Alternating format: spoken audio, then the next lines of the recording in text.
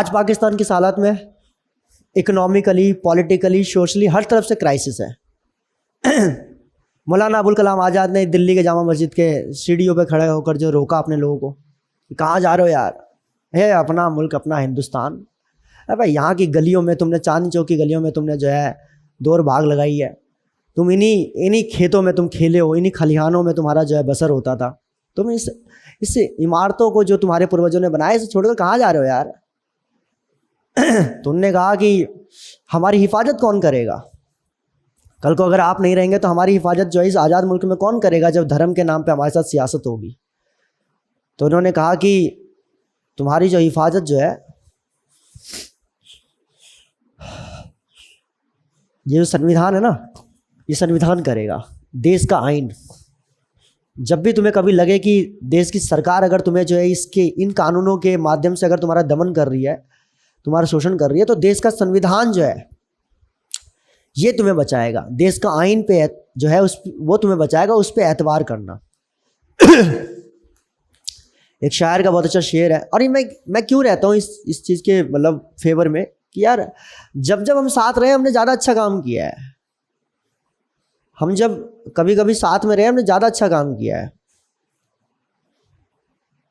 और कहाँ ले जाओगे यार इतने सारे लोगों को उठाकर, फिर तुम कहाँ भेजोगे जो कहते हो कि सरहद के पार भेज दो इनको। अबे सरहद के पार क्यों भेजना है, सरहद पे भेज के देखो अगर वाकई में चेक करना है इनकी ईमानदारी को। वंदे मातरम कह देने से कोई इंसान जो है, अगर आपको लग रहा है कि देशभक्त हो जा रहा है, तो ऐसे तो भाई हर क्रिमिनल पहले वंदे मातरम बोलेगा 10 बार, फिर तो उसके सारे क्राइम माफ़ होने चाहिए। क्योंकि अगर वो बाद में कोई क्राइम करता है तो देशभक्त तो था ही था वो, उसके देशभक्ति पे क्या सबूत उठाना। It was not the intention. Intentions can not be checked by these strategies कि हाँ भाई आप वंदे मातरम बुलवा लो या ये करवा लो। बहुत से लोग आते भी नहीं है। This was not the way. सरहद के पार मत भेजो, सरहद पे भेजो।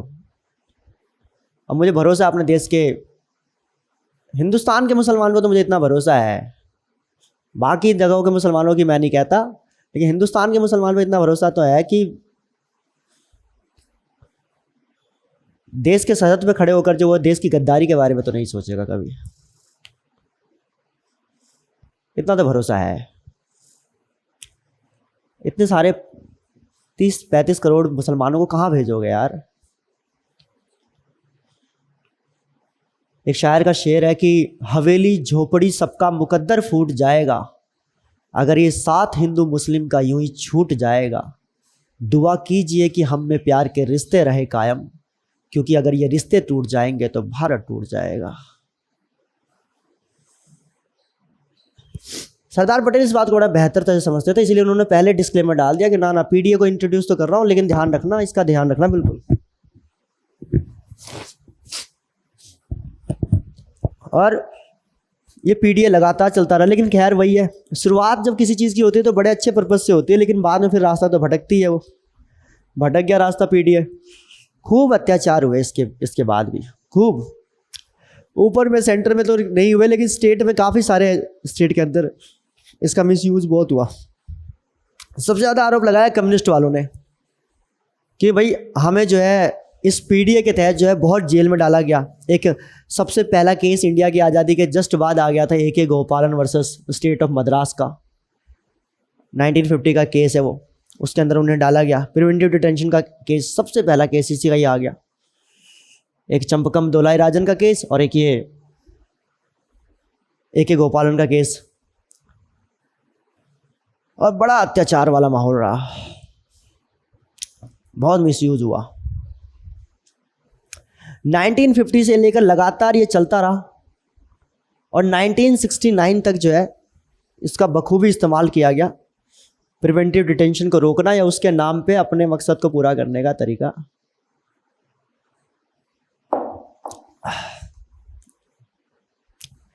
तबीयत ठीक नहीं लग रही संजय। तो पीडीए एक्ट 1950 जो है वो चलता रहा, 1969 तक ये चलता रहा लगातार। 1967 में क्या हुआ, जब इंदिरा गांधी केम इन द पॉलिटिक्स, और other I will say the politics में तो खैर बहुत पहले थी, but she came in the post of prime minister, on the post of prime minister.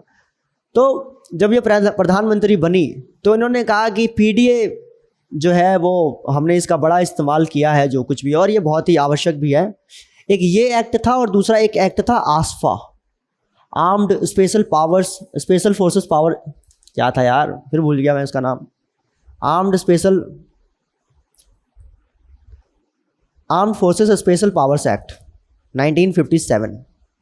एक ये एक्ट आसफा और एक ये पीडीए का इस्तेमाल तो खैर प्रिवेंटिव डिटेंशन के हर सेक्टर में हुआ, लेकिन आसफा का इस्तेमाल जो है सबसे ज़्यादा, आसफा आया था 1957 में। 1957 में जब ये आया, इसका जो इस्तेमाल हुआ वो हुआ नॉर्थ ईस्ट के स्टेट के अंदर। नागालैंड 1955 के बाद जो है उसने एक अलग ही रूप दिखाया अपने आप। नागा नेशनल काउंसिल ने एक अलग ही AZ फिजो नाम के वहाँ पे हुआ करते थे। इंटरनल सिक्योरिटी में कभी और डिटेल में बात करूँगा इसके बारे में। वो AZ फिजो ने जो है रिबेलियन का जो है बैनर लॉन्च कर दिया वहाँ पे, और पूरा एकदम उन्होंने वहाँ के सारे ट्राइबल को जगा दिया कि नहीं भाई हमें एक अलग देश बनाना है, क्या कैसे। वो मैंने पहले भी थोड़ा सा बताया था, मैं और भी डिटेल में कभी बात करूँगा जब इंटरनल सिक्योरिटी में बात करूँगा। नॉर्थ ईस्ट के अंदर बड़ा क्राइसिस रहा है, अब तो खैर काफ़ी हद तक सरकार ने इसको मतलब कंट्रोल कर लिया, लेकिन पहले बड़ा प्रॉब्लम था। अभी तो आसफा बाद में जब उनको लगा तो आर्म्ड स्पेशल जो ये आर्म फोर्सेस को जो स्पेशल पावर दिया गया, ये क्या दिया गया कि आप बिना वारंट के जो है आप जो है ग्राउंड बताए हुए आप जो है अंदर जा सकते हैं, किसी की भी इंक्वायरी इन्वेस्टिगेशन छानबीन कर सकते हैं। क्योंकि भाई अगर हमने ये मौका दे दिया होता है कि पहले वारंट देना पड़ेगा, दिखाना पड़ेगा, ये सब कुछ करना पड़ेगा, तो ऐसे में तो फिर वो जो क्रिमिनल है वो क्या करता था, लोकल्स को डरा देता था, उनकी फैमिली वालों को डरा कर या उनके आसपास के लोगों को डरा कर जो है, और इस तरह से क्या करता था कि वो मतलब एक सपोर्ट ले लेता था। तो ऐसे में आर्मी वालों के पास अब ये सब प्रोसीजर फॉलो करेंगे तो यू अंडरस्टैंड आर्मी काम नहीं कर पाएगी। ऐसे में क्रिमिनल निकल जाएगा, टेररिस्ट निकल जाएगा।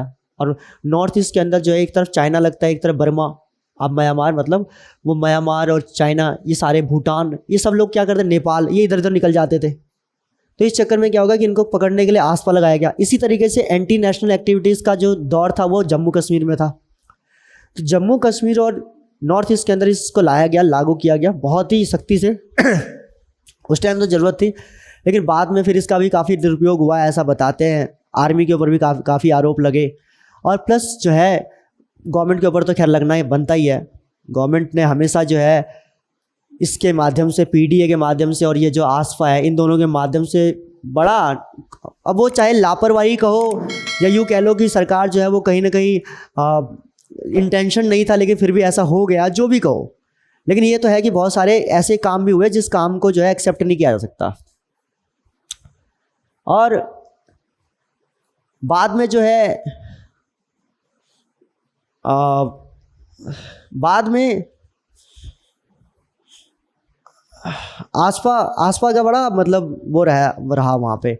अब तो खैर धीरे धीरे आसपा को रिमूव कर रहे हैं। अभी रिसेंटली मैंने होम मिनिस्ट्री की एक नोटिफिकेशन देखी थी, तो शायद आसाम के अंदर 1 या 2 डिस्ट्रिक्ट में रोक रखा है, बाकी आसपास के कुछ डिस्ट्रिक्ट में थोड़े बहुत हैं, बाकी लगभग हटा दिया है। मणिपुर में भी काफ़ी हद तक अब रिड्यूस कर दिया, सबसे ज़्यादा मणिपुर में इंसर्जेंसी थी, तो लगभग सब जगह से धीरे धीरे हटा रहे हैं। और पीडीए का आसपा तो मैंने आज तक का बता दिया। पीडीए का क्या हुआ, पीडीए 1967 में जब इंदिरा गांधी आई तो उन्होंने कहा कि हम जो है हम चाहते हैं कि एक अलग से एक्ट बने और थोड़ा सा स्पेशल टाइप का एक्ट बने अनलॉफुल एक्टिविटीज़ को रोकने के लिए, प्रिवेंट करने के लिए, ठीक है, दैट इज़। तो हमने क्या किया, इंदिरा गांधी ने 1967 में एक और एक्ट इंट्रोड्यूस कर दिया, इसका नाम है यूएपीए। इसे कहते हैं 1967, ये बड़ा नाम सुनते हैं हम इसका, यूएपीए लग जाएगा, unlawful activities preventive act, that is UAPA 1967। और 1967 में जब ये एक्ट लाया गया तो इसमें ज़्यादा स्ट्रिक्ट जो है लॉज नहीं थे, ज़्यादा खतरनाक चीज़ें नहीं थी। नॉर्मल जो ड्रग्स की तस्करी है या जो ह्यूमन ट्रैफिकिंग है, मानव तस्करी जो है, इस तरह की चीज़ें, या कोई भी जो है हमारे इसेंशियल जो आइटम्स हैं उसको एक्सपोर्ट करना इंडिया से बाहर, ऐसी चीज़ें इनका जो मतलब कि हवाला ट्रांजेक्शन्स के कई सारे केसेस है। इस टाइम फेरा भी नहीं आ रखा था, कॉफ़ी वॉसा भी नहीं आ रखा था, वो दोनों 1974 में आएंगे, जो बाद में फेमा बना फेरा। तो ये सब कुछ नहीं आ रखा था, ईडीवीडी का कॉन्सेप्ट कुछ नहीं था उस टाइम पे इस तरह से। तो जो भी पावर थी वो तो पीडीए के पास थी, या यूएपीए को थोड़ा सा दे दिया गया, शिफ्ट कर दिया गया, और पीडीए का थोड़ा बर्डन रिड्यूस करके यूएपीए में मिक्स कर दिया गया। 1969 में क्या हुआ कि एक टर्मोइल क्रिएट हो गया पॉलिटिकल इंडिया के अंदर, हमारे पहले जो प्रेसिडेंट बने डॉक्टर राजेंद्र प्रसाद, वो 1950 से लेकर 1962 तक रहे। डॉक्टर राजेंद्र प्रसाद जो है वो 1950 से लेकर 1962 तक जो है वो हमारे प्रेसिडेंट रहे। 1962 से लेकर जो है 1967 तक जो है डॉक्टर सर्वपल्ली राधाकृष्णन जो थे, सर्वपल्ली राधाकृष्णन जो है वो हमारे जो है अगले प्रेसिडेंट बने। और 67 में इनके जाने के बाद जो है डॉक्टर जाकिर हुसैन जो है वो अगले प्रेसिडेंट बने देश के। लेकिन जाकिर हुसैन जो है उनकी आकस्मिक मृत्यु हो गई 1969 के अंदर, और इसकी वजह से क्या हो गया, एक वैक्यूम क्रिएट हो गया प्रेसिडेंट के ऑफिस के अंदर। जो वाइस प्रेसिडेंट उस टाइम पे थे वो हमारे थे वीवी गिरी।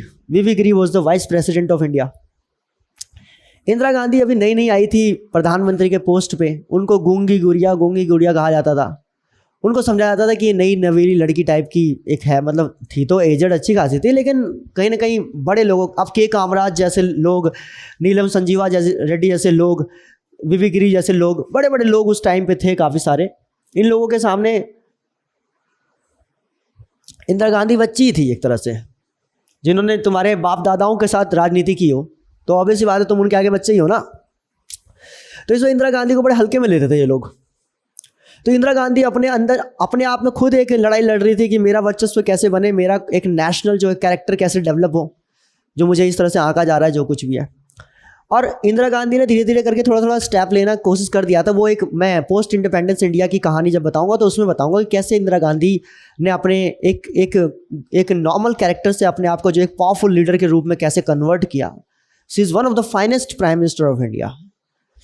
मतलब हर तरह के पन्ने हैं उनकी कहानी की किताबों के अंदर, काले गोरे सब पन्ने हैं, और हर किसी में दम है, हर किसी में मजा है, हर किसी में इंटरेस्ट है। बहुत अच्छी कहानी लगी मुझे इंदिरा गांधी की, और मेरे मुँह से सुनने में थोड़ा अलग और लगेगा, फील आएगा, क्योंकि मैं थोड़ा सा रियलिटी को जोड़ूंगा।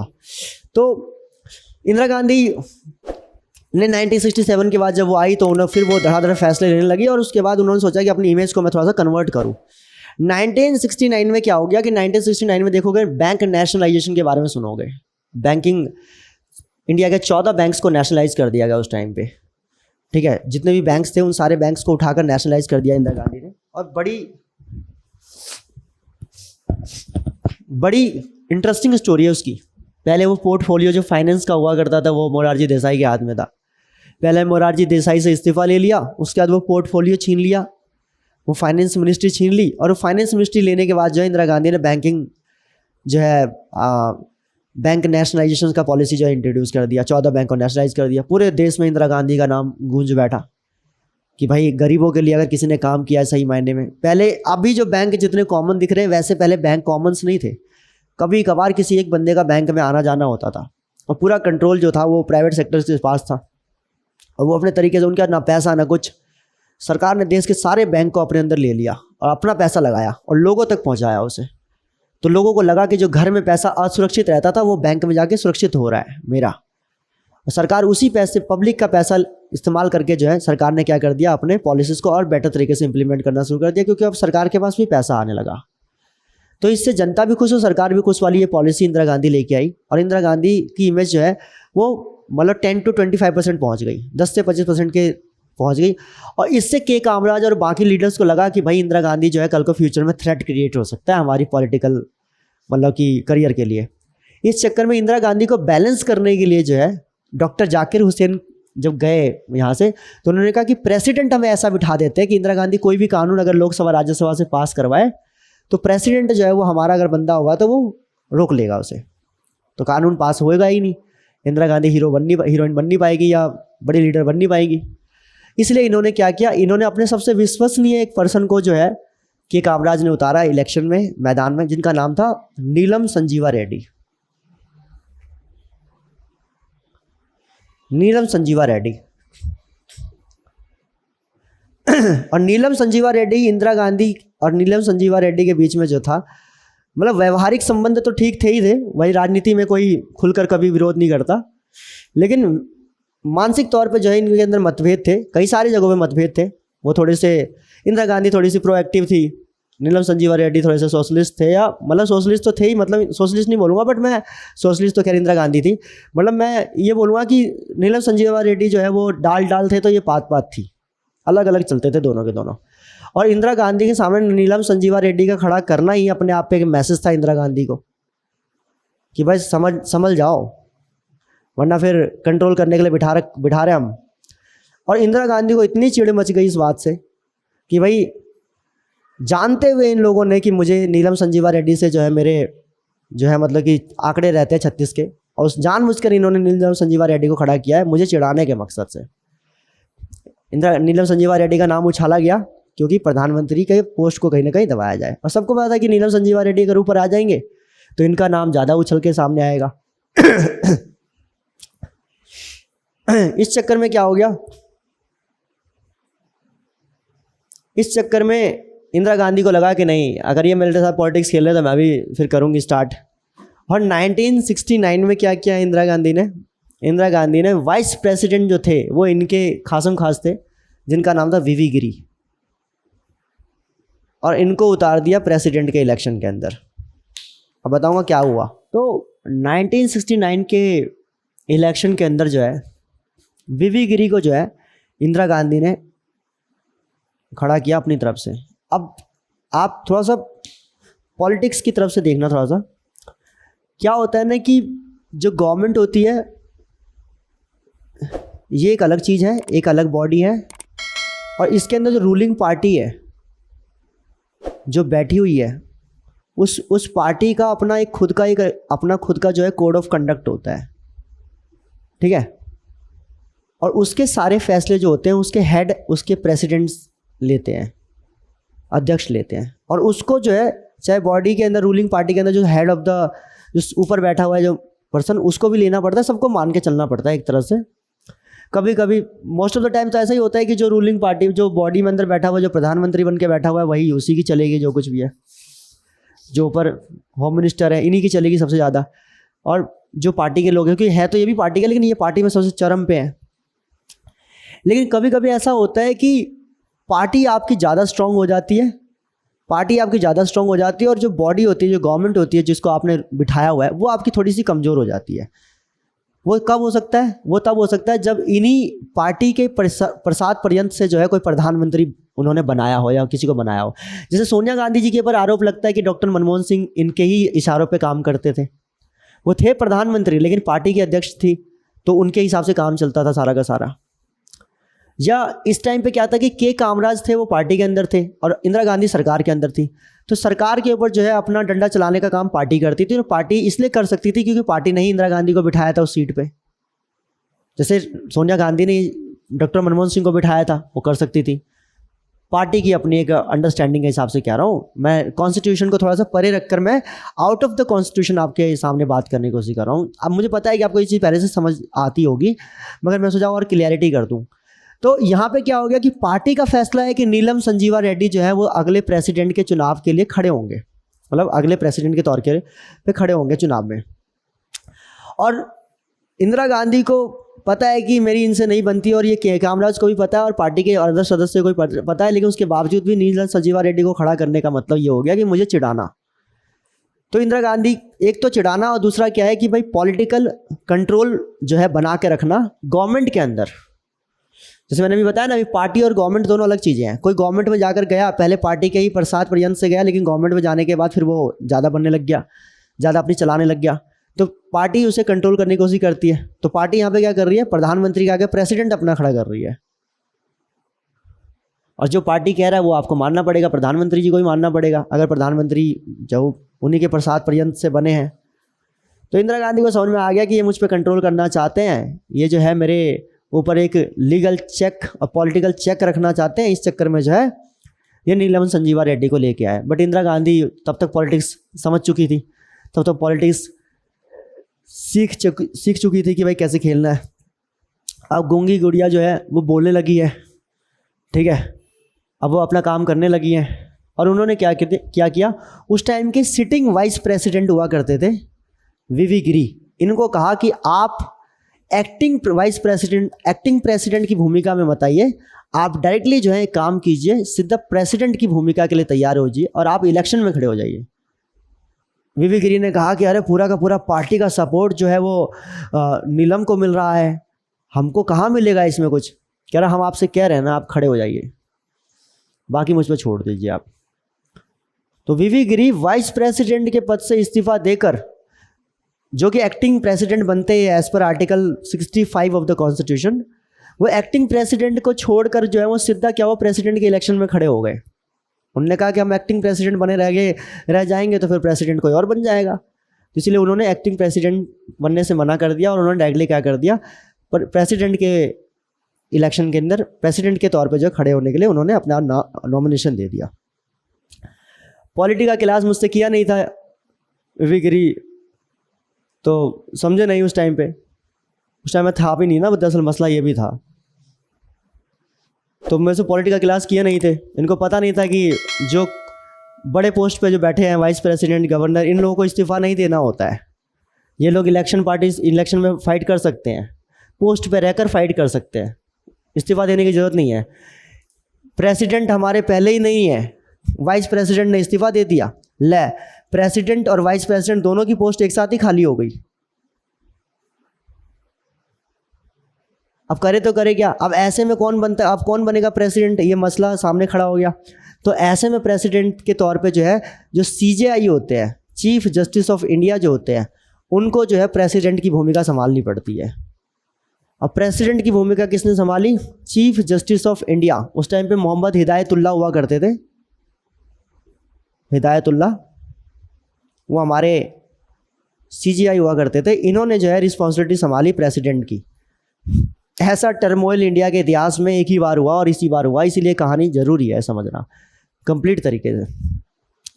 अब वीवी गिरी इलेक्शन में खड़े तो हो गए, दूसरी तरफ जो है आपका नीलम संजीवा रेड्डी है।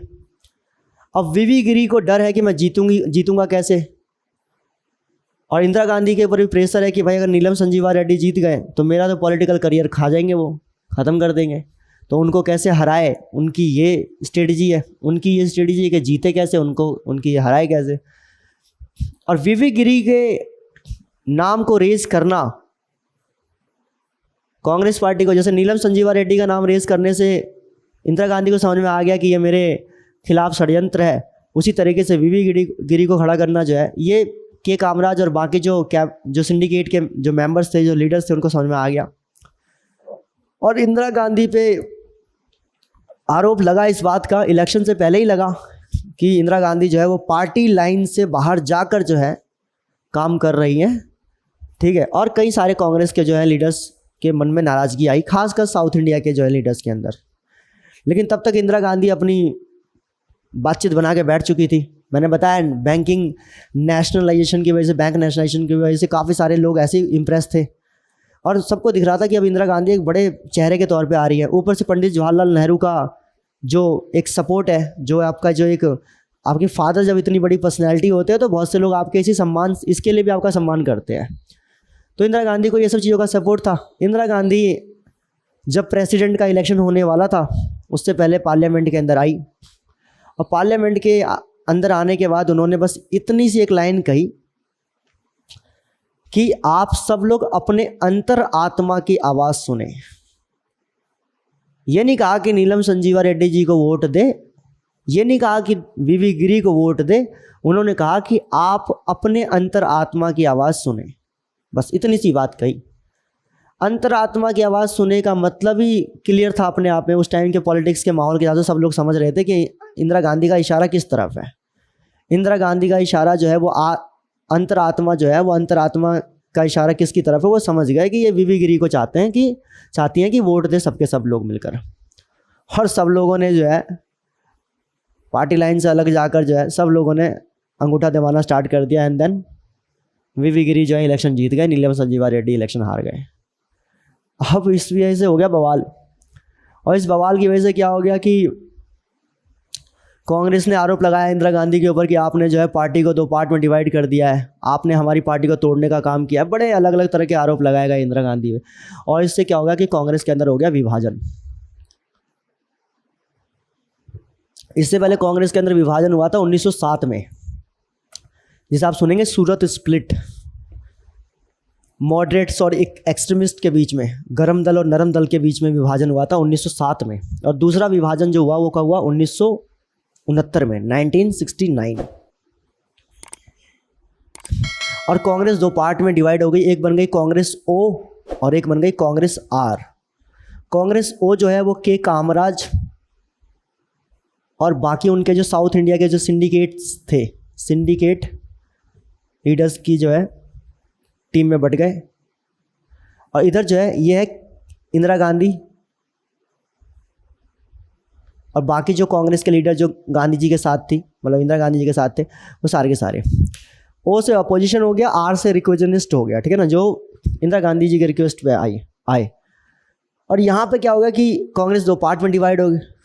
अब दिक्कत ये हो गई कि यहाँ पर जो है इंदिरा गांधी की सरकार जो है वो टूटने पे आ गई, क्योंकि भाई आधे कांग्रेस के सिंडिकेट के लीडर्स जो है वो पार्टी छोड़कर उन्होंने अपनी एक अलग पार्टी बना ली, कांग्रेस ओ के नाम पे।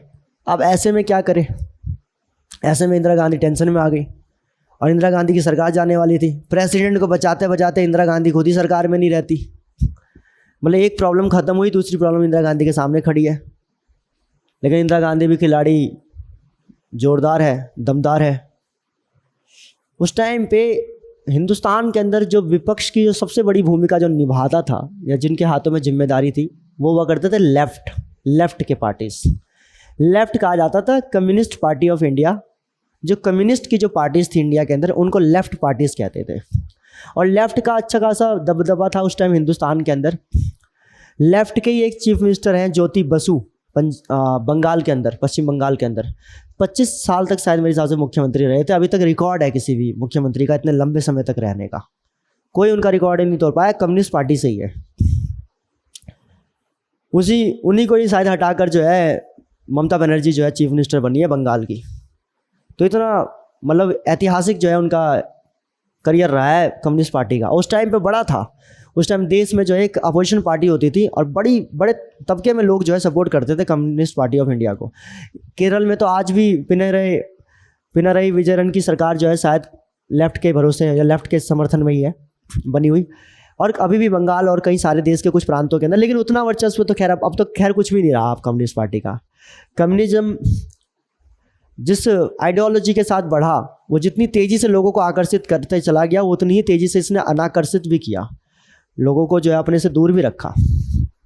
तो यहाँ पे क्या हो गया कि यू विल फाइंड आउट कि इंदिरा गांधी को अब सपोर्ट चाहिए था, तो इंदिरा गांधी सपोर्ट के लिए कहाँ जाए, किधर जाए। और ऐसे में जो है इंदिरा गांधी ने दरवाज़ा खटखटाया किसका, लेफ़्ट वालों का। और लेफ़्ट वालों से कहा कि आओ हम दोनों मिलकर सरकार बनाए। लेफ़्ट कह रही कि इतने टाइम से हम पे डंडा चला रहे थे तुम।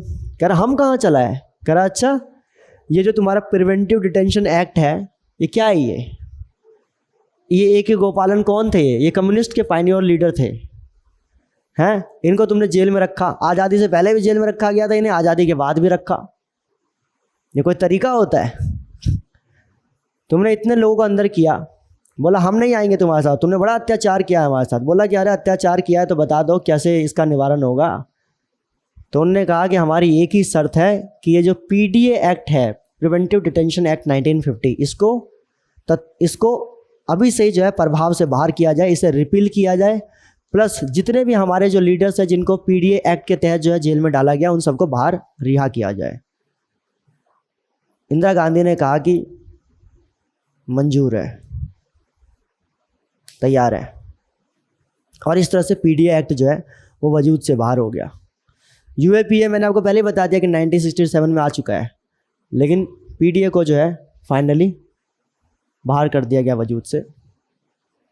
उसके बाद 1969 के बाद जो है फाइनली कांग्रेस की सरकार बच गई, मतलब इंदिरा गांधी की सरकार बच गई, कांग्रेस आर की सरकार बच गई। और लेफ्ट की मदद से जो है Indira Gandhi return to the politics of India. उसके बाद आपको पता ही है कि 1970s में इन्होंने सरकार तो बचा ली, लेकिन उसका 1970s में इन्होंने जो है टाइम पीरियड से पहले ही इन्होंने जो है इस्तीफ़ा दे दिया और इन्होंने कहा कि हम फ्रेश इलेक्शन चाहते हैं। 71 में इन्होंने नारा दिया गरीबी बचाओ, और गरीबी बचाओ के नारे से एक तरफ था जो गरीबी बचाओ, और जो सिंडिकेट के लीडर्स थे उनका नारा था कि भाई एक तरफ था कि मतलब कि देश बचाओ, और उनका नारा था कि क्या कहते हैं, इंदिरा हटाओ, तो वो इंदिरा गांधी ने इसका सपोर्ट लिया कि भाई आप क्या चाहते हैं, गरीबी को हटाना चाहते हैं या इंदिरा गांधी को हटाना चाहते हैं। तो लोग ये कहेंगे कि भाई हम इंदिरा गांधी को क्यों हटाएंगे, हम तो गरीबी हटाना चाहेंगे, बस इसी चक्कर में। और तब तक इंदिरा गांधी का जो है कद बढ़ चुका था, और इस चक्कर से जो है इंदिरा गांधी बहुत बड़े मेजोरिटी के साथ जो है 1971 का इलेक्शन जीतकर 1970 का इलेक्शन जीतकर जो है finally she came to the politics of India again, और 71 में फिर से प्रधानमंत्री बन गई वो। 71 के बाद सिलसिला फिर आगे बढ़ा, और कैसे बढ़ा यही तो बताना है, यही तो कहानी आगे बतानी है, ऐसे नहीं होगा। आर्टिकल 22 की कहानी बहुत ही दिलचस्प है। हेलो कॉन्फ्रेंड्स, हम लोगों ने अभी तक देखा था कि किस तरीके से जो है इंदिरा गांधी ने अपने कैंडिडेट वीवी गिरी को जो है फाइनली अंदर की आवाज़, आत्मा की आवाज़ सुनने को कहकर सारे सांसदों का वोट लेकर जितवा दिया। उसके बाद 1970 में मैंने आपको बताया था कि कैसे उन्होंने जो है इलेक्शन के बारे में उन्होंने इस्तीफ़ा देकर उन्होंने कहा कि अब जो है हम चाहते फ्रेश इलेक्शन हो, हमें पूर्ण बहुमत चाहिए। और 1971 में जो है इंदिरा गांधी रिटर्न होती है और अच्छी मेजोरिटी से रिटर्न होती है। लेकिन जैसे ही इस चीज़ से बाहर निकलती है वैसे एक प्रॉब्लम सामने और खड़ी होती है, that is 1971 war of Indo पाक।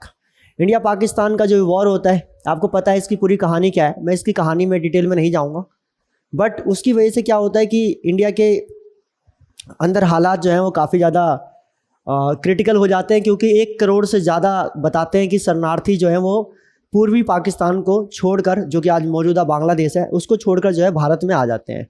और जिसकी वजह से एक इंटरनल जो है आपका सिक्योरिटी जो है वो कहीं ना कहीं एक कंसर्न बन जाता है सरकार के लिए, और सरकार उसके लिए एक एक्ट पास करती है, इसका नाम होता है maintenance of internal security act 1971। ये 1971 का जो maintenance of internal security act है, ये 1971 से स्टार्ट होता है। 1971-72 में जो है इसका प्रभाव जो है रहता ही है, क्योंकि एक तरह से एक इमरजेंसी की सिचुएशन रहती है कहीं ना कहीं बॉर्डर स्टेट के पास। लेकिन उसके बाद 73-74 में थोड़ा सा ठीक है, ये वाला साइड जो है ये वाला थोड़ा सा कम हो जाता है, लेकिन देश में क्राइसिस कम नहीं होते, क्योंकि गल्फ़ वॉर की वजह से जो है आपका फर्स्ट गल्फ़ वॉर जो होता है उसकी वजह से पेट्रोल के प्राइसेस फिर हाइक पे चले जाते हैं, और जिसकी वजह से हमारे यहाँ पे क्या होता है कि काफ़ी ज़्यादा इकोनॉमिक क्राइसिस क्रिएट हो जाती है। और बल्कि इसका एक दूसरा रीज़न ये भी है कि जो भारत में जो इंदिरा गांधी की गवर्नमेंट होती है उसके ऊपर काफ़ी सारे इल्ज़ाम लगने लग जाते हैं, करप्शन के काफ़ी सारे केसेस लगने लग जाते हैं। इंदिरा गांधी खुद एक केस के अंदर जो है इन्वॉल्व पाई जाती है, जिसके अंदर उन पे ये आरोप लगता है कि उन्होंने इलेक्शन के टाइम पे जो है सिविल सर्वेंट्स की मदद ली थी, और इसकी वजह से जो है उनके खिलाफ भी कार्रवाई होती है, 6 साल तक के लिए जेल, आपका इलेक्शन से बाहर रहने के लिए इंदिरा गांधी के खिलाफ जो है कोर्ट का फरमान आ जाता है। और इसी वजह से आपने सुना होगा कि इमरजेंसी लगा दी जाती है 1975 के अंदर, और 1975 से लेकर 1977 तक ये इमरजेंसी लगती है। इसी प्रिवेंटिव डिटेंशन के कानून का इस्तेमाल करके जो है 1975 से लेकर 77 तक इसी मीसा एक्ट के इस्तेमाल से जो है आपका 75 से लेकर 77 तक जो है जितने भी जो विपक्ष के जो नेता थे, चाहे अटल बिहारी वाजपेयी हो, चाहे जयप्रकाश नारायण हो, चाहे लाल कृष्ण आडवाणी हो, चाहे जितने भी बड़े नेता हो, बताते हैं कि अमित शाह और मोदी जी को भी पकड़ने के लिए जो है गुजरात में मतलब लगा दी गई थी पुलिस। लेकिन बताते हैं कि मोदी जी जो है वहाँ से दोस्तों के साथ निकलने में कामयाब हो गए थे और अपने साथ पंजाब निकल गए थे। और पंजाब में सिखों का जो है मतलब कि मतलब पगड़ी वगड़ी पहनकर जो है 2 साल तक वहाँ के गुरुद्वारे में जो है पंगत और संगत में पार्टिसिपेट किया, वहाँ के लोगों को खिलाया पिलाया, तो बच पाए थे। ऐसा कई लोगों का ऐसा कहना है, जो लोग उस वक्त उस ज़माने में मोदी जी को जानते हैं, कि 2 साल इन्हीं लोगों ने जो है मोदी जी को शरण दिया, नहीं तो ये भी अंदर होते। और सब पे जो है ये प्रिवेंटिव डिटेंशन का ये जो कानून है Misa, maintenance of internal security act 1971, ये लगाया गया। समटाइम्स आई थिंक अबाउट कि एक दो गुजराती पहले भी आए थे गुजरात से, एक सरदार पटेल और एक महात्मा गांधी, और 2 गुजराती अभी भी आ रखे हैं, मोदी शाह 2। उन गुजरातियों को देखता हूँ और मैं इन दोनों गुजरातियों को, खैर दोनों का जो स्तर है और दोनों की जो अपनी उपलब्धियां हैं जीवन में, खैर उसकी तो कोई उसकी तारीफ़ तो मतलब हर चीज़ से बनती है, हर तरफ से बनती है, क्योंकि वो इनकी एक अचीवमेंट है. And now they both are the the prime minister and the home minister of country. So that's why we pay respect to their post कि हाँ भाई वो बनता है. लेकिन जो संघर्ष का दौर देखता हूँ मैं, कभी थोड़ा सा जो कहते हैं ना कि कभी फ़र्क देखते हैं दोनों में. गांधी जी 1947 में 15 अगस्त को जब हम आज़ादी मना रहे थे तो पूरा देश आज़ादी की सेलिब्रेट कर रहा था. लेकिन वो जो थे वो कूच बिहार में, बंगाल में, उन जगहों पर जो है दंगे को शांत करवाने में लगे हुए हैं. और अकेले, जैसे नाथूराम गोडसे ने जो हत्या की गांधी जी की, उससे 2 हफ्ते पहले, 14-15 दिन पहले गांधी जी पे पहले भी अटैक हुआ था. लेकिन उसके बावजूद भी ही वॉज नॉट अफ्रेड. मुझे लगता है कि अगर तुम चांटा भी मार देते तो गांधी जी तो ऐसे ही मर जाते. गोली बंदूक की तो ज़रूरत ही नहीं थी. लेकिन मैं जिगरा देखकर बड़ा खुश हुआ कि मैंने कहा यार कमाल का जिगरा है यार. अकेले इंसान, गली मोहल्ले की लड़ाई होती है तो नहीं जा पाता, डर जाता है. वो दंगे में जाकर जो है शांत करवा रहे हैं.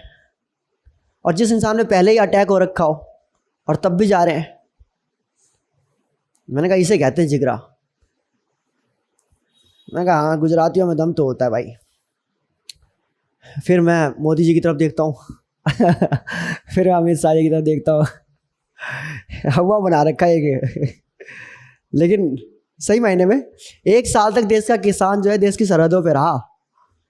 और ऐसी हालत की, मतलब 1 साल तक ठंडी में, वो भी ठंडी के सीज़न में प्रोटेस्ट को कैरी करना बहुत चैलेंजिंग होता है. जो प्रोटेस्ट करने वाले, गवर्नमेंट का सबसे बड़ा प्लस पॉइंट ही ये होता है कि पता है कि 10-15 दिन से ज़्यादा टिक नहीं पाएगा. वो भी अच्छे मौसम में 10-15 दिन ज़्यादा टिक ना पाए. और ये ठंडी में, वो भी कड़ाके की ठंड, जब इंसान अपने बेडरूम से अपने वॉशरूम तक नहीं जा पा रहा होता है, वो उस कड़ाके की ठंड में जो है वहाँ पे बैठे हुए हैं.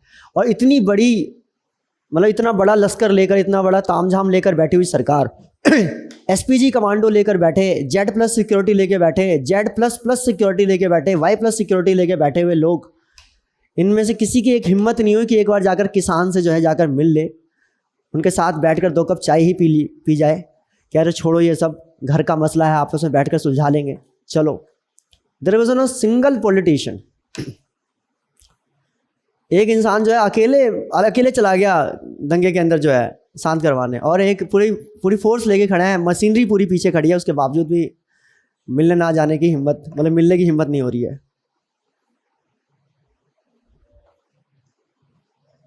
गांधी वो इंसान था ना जो हिंदुस्तान में खड़े होकर जो है मुस्लिमों की पैरवी कर सकता था, और पाकिस्तान में खड़े होकर हिंदुओं की. एंड हियर आई सी.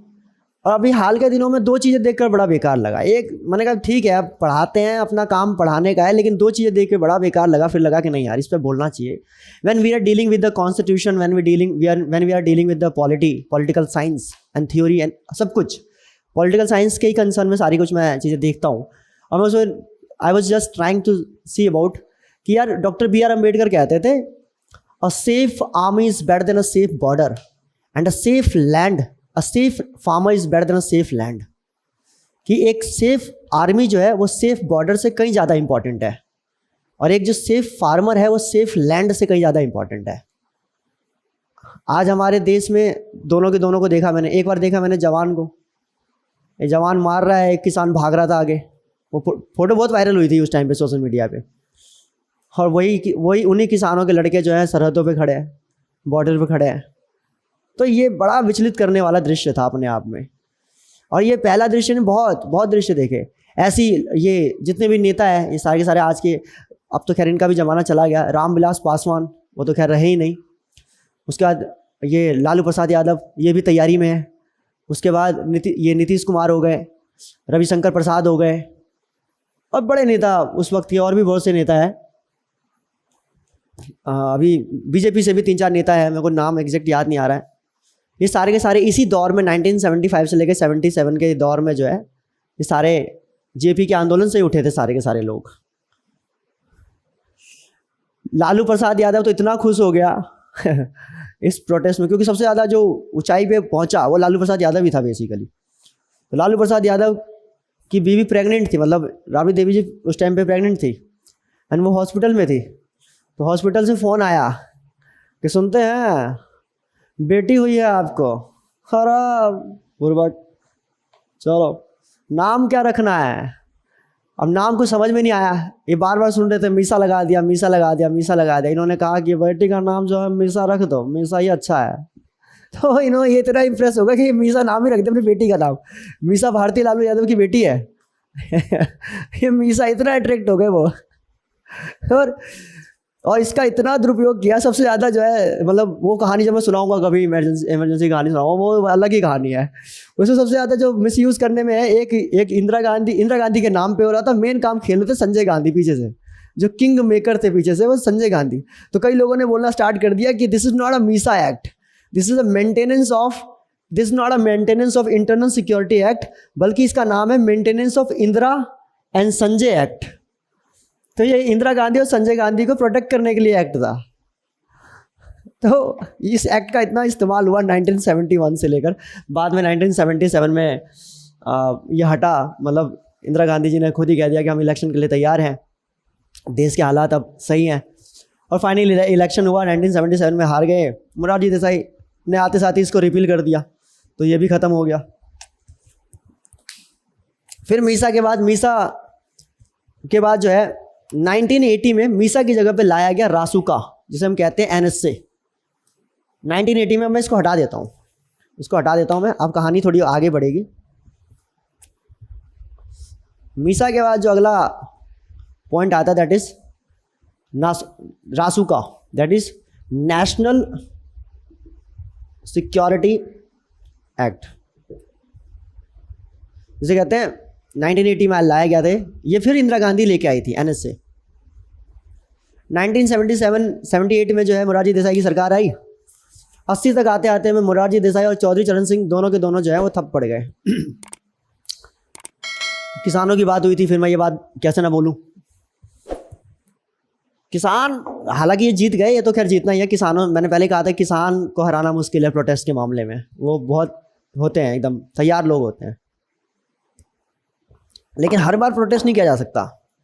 हर बार हम 700-800 लोगों की जान किसकी मतलब जो है बलि नहीं दे सकते हम लोग। 700-800 लोगों की कुर्बानी नहीं दे सकते हम हर बार। हर बार हम सड़कों पे उतर के जो है सड़कें जाम नहीं कर सकते। हर बार जो है हम लोग अपने काम काज छोड़कर जो है सरकार के खिलाफ नहीं मतलब कि खड़े नहीं हो सकते। हमें कुछ और भी तरीके निकालने पड़ेंगे। तरीके कौन से? जो चौधरी चरण सिंह के ज़माने में होते थे, जो महेंद्र सिंह टिकैत के ज़माने में होते थे। उस ज़माने में हमारे ताऊ अगर किसी चौक पे बैठ जाते थे ना, अगर चौधरी चरण सिंह किसी चौक पे बैठ जाते थे, किसी खाप पंचायत में बैठ जाते थे महेंद्र सिंह टिकैत, तो मजाल नहीं होती थी कि क्षेत्र के किसी भी बड़े से बड़े पद पे बैठे हुए इंसान की जो है वो कानूनी दावपेच से जो है कंफ्यूज करके लोगों से जो अपने कानून पास करवा ले या अपने तौर तरीके चला ले। क्योंकि उस टाइम के अंदर पार्लियामेंट के अंदर जो है लोकसभा से लेकर राज्यसभा और राज्यसभा से लेकर विधानसभा तक जो है हर जगह पे किसान ही किसान भरे हुए थे। आज किसानों की रिप्रेजेंटेशन जो है वो पार्लियामेंट के अंदर क्या है? कुछ नहीं है। आज अगर देखा जाए सही मायने में देखा जाए, जो पुराने ज़माने में किन्होंने किसानी की होगी वही लोग होंगे। और वो लोग भी मुश्किल से मेरे को लगा 10 से 15 होंगे, वो भी मैक्सिमम, वो भी बड़ी लिमिट बता रहा हूँ मैं। सॉरी। लेकिन 40-50 किसान भी इनके अंदर नहीं होंगे जो वाकई में किसान हो, जो किसानी को समझते हो। ऐसे किसान नहीं चाहिए जो हथेली पर गेहूँ उगाते हो। किसान वो हो जो ज़मीन पे गेहूँ उगाना जानते हो, धान उगाना जानते हो, वो वाले। और ऐसे किसानों को जब तक आप अंदर नहीं भेजोगे तो आपकी आवाज़ उठाएगा कौन? पॉलिटिकली एम्पावर करो अपने आप को, पॉलिटिकली अपने लोगों को तैयार करो। पॉलिटिकली पश्चिमी उत्तर प्रदेश से लेकर पंजाब और हरियाणा से लेकर जो सारे लोग जो है पहुँचे लोकसभा के अंदर, राज्यसभा के अंदर। फिर देखो किसानों की बात कैसे नहीं मानी जाती।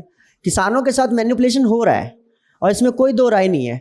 मैं अगर ये कप लेने के लिए मार्केट में जाऊँगा ना, तो मार्केट में मैं दुकानदार से पूछूंगा कि सर ये कितने का है, तो वो मुझे प्राइस बताएगा कि सर ये 100 रेट का है। लेकिन किसानों के साथ क्या हो रहा है कि किसानों का अपना सामान है, वो दुकानदार है, वो बेचने वाले हैं, लेकिन उसके बावजूद ग्राहक बता रहे हैं कि भाई मैं इतने में लूँगा, इतना इसका रेट बनता है। दुनिया भर में सामान बिकता है तो दुकानदार बताते हैं कि इसका रेट इतना होता है। लेकिन यहाँ पर पहली बार ऐसा है कि जहाँ ग्राहक बता रहा है कि भाई इतने का ये सामान है। बताओ, ग्राहक बोल रहा है इतने में लूँगा, दे रहे हो तो दो। किसान को इतना मजबूर कर देते हैं, ये सारे दरवाजे बंद कर देते हैं, एक दरवाजा खुला छोड़ते हैं और फिर बोलते हैं, एक ही दरवाजे पे जाके बोलते हैं कि देना है तो इतने में दे, नहीं तो मैं नहीं लूँगा। अब भाई वो कच्चा अनाज है, वो फसल है, वो कहाँ कहाँ ले लेके डोलेगा इतना सारा सामान। मजबूरन जो है उस इंसान को जो है सस्ते दामों में बेचना पड़ता है। प्राइस को और जगह पे प्राइस जो है वो रोटेट कर करके जो है बढ़ता है, यहाँ पे रोटेशन के बाद जो है घट रहा है। ये इकोनॉमिक पॉलिसी आज तक समझ नहीं आई। लिबरलाइजेशन का फ़ायदा हर सेक्टर को मिला लेकिन इसको नहीं मिला। मैकेनाइजेशन के मामले में दुनिया के अंदर जो है इंडिया की जो फार्मिंग सेक्टर है सबसे रिड्यूस पे चल रही है। क्यों? हमारे पार्लियामेंट के अंदर लोग ही नहीं है ऐसे जो इनकी आवाज़ को उठा सके, जो बता सके।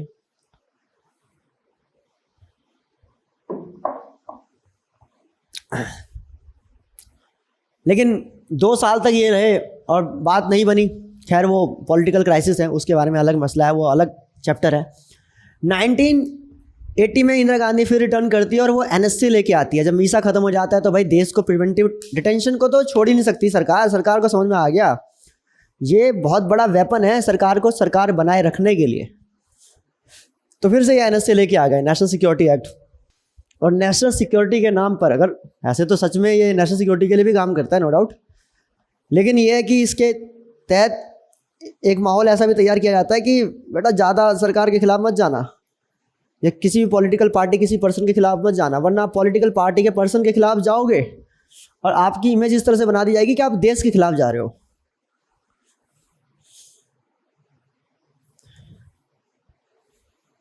इसीलिए काम आता है एनएस से, ये देश के खिलाफ जा रहा है, देशद्रोही है ये राजद्रोही है। तो दैट इज़ ऑल। तो एनएस से खैर चला, बाद में एनएस से जो है 80 में आता है और 1980 से लेकर लगभग ये कह सकते हो कि एनएस के बाद एनएस से चला 1995 तक, नहीं 1995 तो नहीं, 1985 तक चला। और 1985 में फिर इसकी जगह पे आ गया TADA, terrorism and disruptive act 1985। Rajiv Gandhi लेके आए इसे, टाडा, इसे शॉर्ट में कहते थे टाडा, और इसको कहते थे राष्ट्रीय सुरक्षा कानून, रासुका, नेशनल सिक्योरिटी एक्ट को कई बार कहते हैं रासुका लगा दी, तो रासुका यही रासुका है। और 1985 में लेके आए टाडा। इस टाडा के अंदर इस टाडा का भी इस्तेमाल जो किया गया प्रिवेंटिव डिटेंशन के नाम पे किया गया, और ये सब नेशनल सिक्योरिटीज़ को कंसर्न में रखकर बनाए जा रहे थे एक्ट।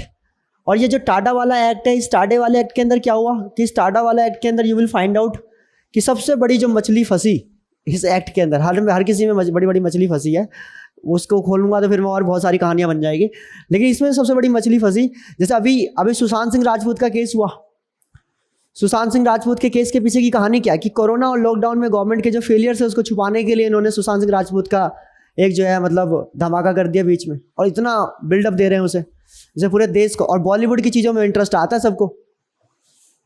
जब ये जो कुछ एजेंसीज हैं, कुछ एजेंसीज को ऐसे टाइम पे रखा जाता है जब कुछ मीडिया में कुछ जो है कुछ चीज़ों को हटाना और कुछ अलग तरह के प्रोपोगेंडास क्रिएट करने हो। हालांकि कुछ रियलिटीज़ भी हैं, ऐसा नहीं है कि सब प्रोपोगेंडा ही है, कुछ एजेंडा भी है, लेकिन मोस्ट ऑफ द टाइम में ऐसा होता है कि जब कोई सरकार को कोई नाकामी छुपानी होती है तो अक्सर बॉलीवुड से किसी को एक को पकड़ लेते हैं, फिर कहानी बनाते हैं। अब आजकल क्या है कि न्यूज़ चैनल्स के अंदर जो है वो एंकर्स या पत्रकार या जर्नलिस्ट नहीं रहे, हाँ वो जो है एक टीवी एक्टर्स हैं सारे के सारे, ज़्यादातर मोस्ट ऑफ द हैं। जो अब जो क्या कहते हैं जर्नलिज्म के कोर्स की जो डिमांड है, अब जर्नलिज्म की कोर्स की डिमांड बिल्कुल डिफरेंट हो गई है। मतलब कई सारे फ्रेंड्स हैं जो जर्नलिज्म की तरफ अपना कदम बढ़ा रहे हैं, तो बताते हैं कि मतलब ड्रामेटिक क्या कहते हैं जो है कैरेक्टर मांगा जा रहा है आज की डेट में जर्नलिज्म के मामले में। पहले क्या होता था कि जैसे हिस्ट्री पे या पॉलिटी पे आपकी कितनी अच्छी कमांड है, ये सब बातों पे ज़्यादा होता था, लेकिन अब ड्रामेटिक ज़्यादा हो गया। ना ना ना ना ये नहीं चलेगा यार, पब्लिक इसे नहीं पसंद करती है, थोड़ा सा बिल्डअप लेके आओ और ड्रामा लेके आओ, लगे कि हाँ वाकई में एक चलचित्र चल रहा है, एक आगे कहानी चल रही है। सिंपल तरीके से नहीं। पहले के ज़माने के जो न्यूज़ एंकर्स होते थे वो होते भी ऐसे थे, वो बड़ी बड़ी न्यूज़ों को जो सस्ते तरीके से बता देते।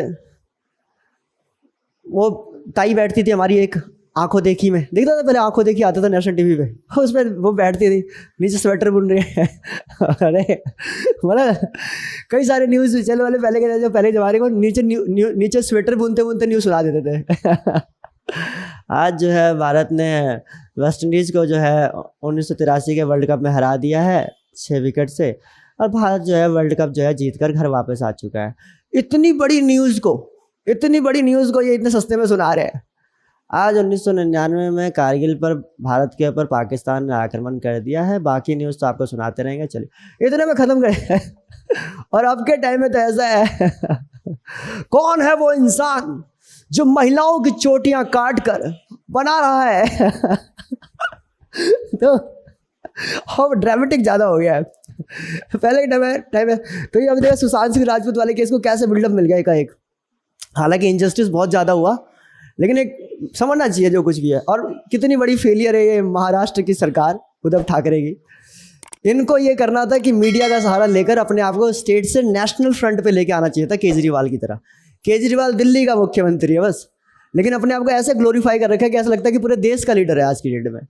हर जब देखो न्यूज़ चैनल में हर एक दिन में 2 दिन में, एक दिन में 2 बार 3 बार, कभी कभी कोरोना के टाइम में तो लगातार एक मुझे लग रहा था एक तरफ प्रधानमंत्री मोदी जी और एक तरफ अरविंद केजरीवाल, दोनों की रेस चल रही थी। एक बार ये आएंगे फिर ये आएंगे। किसी और सीएम को देखा है कभी नेशनल टीवी से इतना ज़्यादा कनेक्टेड रहने? नहीं, क्योंकि केजरीवाल जानता है कि नेशनल फ्रंट पे आने का सबसे बेस्ट मीडियम है मीडिया। सब लोग मीडिया से क्यों चाहते हैं आना? मीडिया क्योंकि आपको नेशनल फ्रंट पे ले आती है, आपको पूरा देश के साथ आपको कनेक्ट कर देती है। केजरीवाल ये बात जानता है। ये ठाकरे साहब, उद्धव ठाकरे इतनी पॉलिटिक्स नहीं समझ पाए। उद्धव ठाकरे को ये करना था कि मीडिया का सहारा लेकर अपने आप को नेशनल फ्रंट पे लेके आना था। उद्धव ठाकरे का सहारा लेकर जो अर्नब गोस्वामी, एक जो न्यू चैनल था, वो न्यू स्टैब्लिश चैनल अभी ज़्यादा था भी नहीं, उस चैनल ने अपने आप को इतना बड़ा बना दिया कि टीआरपी में छप्पड़ फाड़ दिया उसने। वो अलग बात है कि उसने मैनिपुलेशन भी बहुत किया लोगों के साथ है, लेकिन उसने छप्पड़ फाड़ दिया। उसको मौका मिल गया सुशांत सिंह राजपूत, बस उसने बिल्डअप मार दिया पूरा। और सुशांत सिंह राजपूत और ये रिया चक्रवर्ती को ऐसा इन्होंने जो है बिल्डअप दिया मार्केट के अंदर कि लोगों को लगा कि भाई कुछ तो है। और रोज़ ऐसा न्यूज़ बनाते थे ये लोग, कुछ खबर नहीं होती थी, लेकिन उसके बावजूद भी हर दिन कंटेंट तैयार था इनका। हम यहाँ पढ़ाने आते हैं तो हम सोचते हैं कि यार रोज़ हमें क्या पढ़ के जाना है और पूरी एक स्टडी करते। इनके पास कोई कंटेंट नहीं, और फिर भी ये लोग न्यूज़ बनाकर चल दिए। शाम को 7 बजे रिया आखिर सुशांत सिंह राजपूत से ऐसी कौन सी बात करती थी जिसके बाद सुशांत सिंह राजपूत का मन बनता था कि कुछ ऐसा लिया जाए, कि वैसा किया जाए। अबे मैंने कहा ये कौन सी न्यूज़ है? और तुम्हें कैसे पता उसके बेडरूम में क्या चल रहा है, उसके जो है क्या कहते हैं गेस्ट रूम में क्या बातें हो रही है? तुझे ये सब बातें कैसे पता है? ये चैटिंग्स को जो ओपन किया, ये क्या नाम है अभी, अर्नब गोस्वामी जो जहाँ पहले दूसरे वाले चैनल में काम करता था, I am forgetting the name of that channel. अभी वो आती हैं, एक फीमेल है उसके अंदर, तो टाइम्स नाउ, शायद टाइम्स नाउ उसकी एंकर है। जैसे सुशांत सिंह राजपूत के अंदर रिया चक्रवर्ती को उठाया और एकदम माहौल बना दिया, और देश का पूरा फोकस अब सुशांत सिंह राजपूत पे है या रिया चक्रवर्ती पे है। लड़कों के बीच में, ग्रुप्स के बीच में डिस्कशन जो देश की economy, democracy, social empowerment, women empowerment पे होनी चाहिए थी, वो डिस्कशन अब शिफ्ट हो गया। अब कहाँ पे डिस्कशन करने लग गए हम लोग? रिया चक्रवर्ती का क्या होगा अब, रिया चक्रवर्ती अब क्या करेगी, या सरकार उसके खिलाफ क्या करेगी, सीबीआई का क्या कहना है, ये सब बातों में लग गए हम लोग दिन रात। और इसी तरीके का एक माहौल बनाया था 1993 में। जो 1993 में क्या हुआ कि बॉम्बे के अंदर जो है बॉम्ब ब्लास्ट हुए और 257-58 लोग मारे गए उसके अंदर। वो बहुत दुखद था। वो हुआ था जिसके रिएक्शन में वो बाबरी मस्जिद 6 दिसंबर 1992 के अंदर जो बाबरी मस्जिद को गिराया गया। दोनों जगह पे गवर्नमेंट की फेलियर, कंप्लीट फेलियर। एक जगह पे आप मस्जिद को प्रोटेक्ट नहीं कर पाए, ठीक है, आस्था अपनी जगह पे है, लेकिन गवर्नमेंट की साइड से मशीनरी का काम क्या था? उस पर्टिकुलर चीज़ को रोकना। और कोर्ट अगर कहती है कि हाँ भाई ठीक है, यहाँ पर ये मस्जिद नहीं है, यहाँ पे मंदिर है, तो उस चीज़ को इम्प्लीमेंट करवाना, ये सिस्टम का काम है, मशीनरी का काम है। मशीनरी जो है, जो ब्यूरोक्रेसी है, जो डेमोक्रेसी है, जो डिप्लोमेसी है, वो इमोशंस पे नहीं चलते हैं, वो मोशंस पे चलते हैं, रिजोल्यूशंस पे चलते हैं। तो ठीक है, उस टाइम आज के हिसाब से तो भाई जाहिर सी बात है, इतना लंबा मामला हो गया तो फिर तो राम मंदिर दो, लेकिन उस वक्त के हिसाब से मशीनरी बिल्कुल कंप्लीट फेलियर रही। कल्याण सिंह की सरकार को बर्खास्त कर दिया उस टाइम पे पीवी नरसिम्हा राव ने। मैं ये नहीं कहता कि वो बनता था या नहीं बनता था, लेकिन उस वक्त ये हालात हुए, गवर्नमेंट का फेलियर हुआ। मुलायम सिंह के टाइम पे उससे पहले गोलियां चल गई, मुलायम सिंह ने कार सेवकों के ऊपर गोलियां चलवा दी। अब ऐसा बताते हैं, अब भाई वो चाहे किसका ऑर्डर है, अब सीएम तुम हो गए तो लगेगा तुम्हारा ही ऑर्डर था, तो इसलिए मुलायम सिंह यादव पे जाता है आरोप। तो मुलायम सिंह यादव का फेलियर कि वो हैंडल नहीं कर पाए लॉ एंड ऑर्डर को तरीके से। जब खून ही बहाकर लॉ एंड ऑर्डर को मेंटेन करना था तो उसके लिए तो बहुत तरीके हैं। तो फिर मशीनरी में रहने का क्या फ़ायदा, फिर पॉलिटिक्स में रहकर क्या फ़ायदा? ताकतवर लोग किसी पे हाथ थोड़ा उठाते हैं।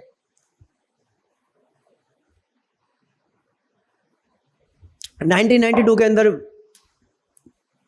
बाबरी मस्जिद का फेलियर, और 1993 में बॉम्बे के बेगुनाह लोगों की जान, बहुत बड़ा इंटेलिजेंस फेलियर था वो। कैसे कर गया नाक के नीचे मुंबई पुलिस के दाऊद इब्राहिम और उसके ग्रुप जो है इतना बड़ा कांड कैसे कर गया, ये उनको पता ही नहीं चला। और अभी तक दाऊद इब्राहिम कब्जे में नहीं है। इतना बड़ा फेलियर। अब सरकार के ऊपर खूब सारे सवाल। उसी टाइम पे हर्षद मेहता का स्कैम हो गया, और उस हर्षद मेहता का स्कैम कोई छोटा मोटा था? इतना बड़ा स्कैम, उसका अगर हम टाइम वैल्यू ऑफ मनी निकाले उस टाइम के अगर अमाउंट की 400-500 करोड़ की, तो पता नहीं कहाँ पहुँच जाएगा आज के हिसाब से। उस ज़माने में इतना पैसा स्ट्रांग नहीं था, और तब जब तुमने इतना बड़ा कर दिया, हर्षद मेहता का स्कैम हो गया, ये जैन हवाला कांड हो गया, अब कितने सारे केसेस। पीवी नरसिम्हा राव का नाम आ गया उसके अंदर। लाल कृष्ण आडवाणी के ऊपर जो है उंगलियां उठ गई। लाल कृष्ण आडवाणी ने तो परमानेंटली कह दिया कि मैं जब तक मेरा केस सॉल्व नहीं होता मैं राजनीति में नहीं आऊँगा। अटल बिहारी वाजपेयी खुश हो गए कि चलो भैया हटा, मैं बनूंगा। तो मतलब मतलब कुल मिला के ये टर्मोइल चल रही थी पूरे देश के अंदर, इस तरह का डिजास्टर फैला हुआ था, इनको कुछ नहीं मिल रहा था, और अखबार छापे जा रहे थे लगातार सरकार के ऊपर। तब इनको मिल गया कौन? संजय दत्त। संजय दत्त को पकड़ लिया इन्होंने। संजय दत्त का AK-47 वाला मामला उसी टाइम का इतना हाईलाइट कर दिया, उस केस को इतना हाईलाइट कर दिया जैसे रिया चक्रवर्ती का किया था ना, उतना उससे भी ज़्यादा हाईलाइटेड केस था उस टाइम पे वो। और खासकर इसलिए हाईलाइट ज़्यादा हो गया कि संजय दत्त के पिताजी सुनील दत्त उस टाइम पे सांसद थे, और जब कोई सांसद का बेटा ही अगर इस तरह की चीज़ों में इन्वॉल्व हो, बस भाई साहब। और फंसा कौन से केस के अंदर? इसी में, टाडा। यही टाडा, इसने इतना रुलाया संजय दत्त को, बुरा हाल कर दिया संजय दत्त का। तो ये होता है मिसयूज एक्ट का, ये होता है मिसयूज करना। बट खैर जो भी है, मगर AK-47 रखना गलत है बिल्कुल, ठीक है। सरकार ने बिल्कुल सही किया, मतलब कोर्ट ने जो भी सजा दी वो बिल्कुल ठीक थी। बच्चे नहीं हो तुम, ठीक है, बचकानी हरकत तुमने इतनी ज़्यादा कर दी।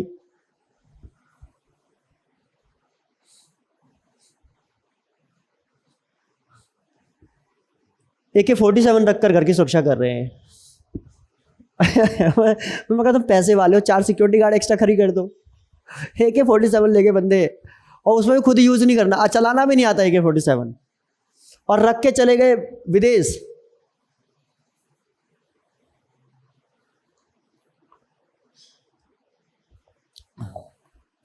और ये भी नहीं पता गया कि किस सोर्स से ले रहा हूँ, क्या ले रहा हूँ, क्या नहीं ले रहा। बस इतना लंबा खींचा था संजय दत्त को इस केस के अंदर, खूब रुलाया। उसके बाद टाटा के बाद जो है फाइनली इसको 1995 में इसको भी रिपील कर दिया गया। और उसके बाद पोटा आया, प्रिवेंशन ऑफ टेररिज्म एक्ट 2000 के अंदर। अटल बिहारी वाजपेयी की सरकार आई पहली बार, मतलब पूर्ण बहुमत से, तो उन्होंने जो है पोटा इंट्रोड्यूस किया, प्रिवेंशन ऑफ टेररिज्म एक्ट। ये भी ठीक है, एक्ट था, सही था। इसमें भी कुछ मतलब इसी तरह के कानून थे जो कि टाटा में या NSA इन सब में थे, लेकिन सही मायने में जो है पोटा ज़्यादा काम नहीं कर पाया, और 2004 में ही इसको हटा दिया गया, और 2004 में UAPA को दोबारा लाया गया।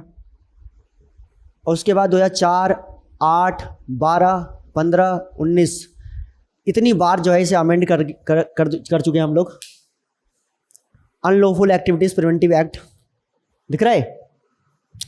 अनलॉफुल एक्टिविटीज़ प्रिवेंटिव एक्ट जो है 2004 में इसको दोबारा लाया गया, और एकदम स्ट्रिक्ट बना दिया गया। इसमें टेररिज्म से जुड़े हुए सारे जो है कानून डाल दिए गए।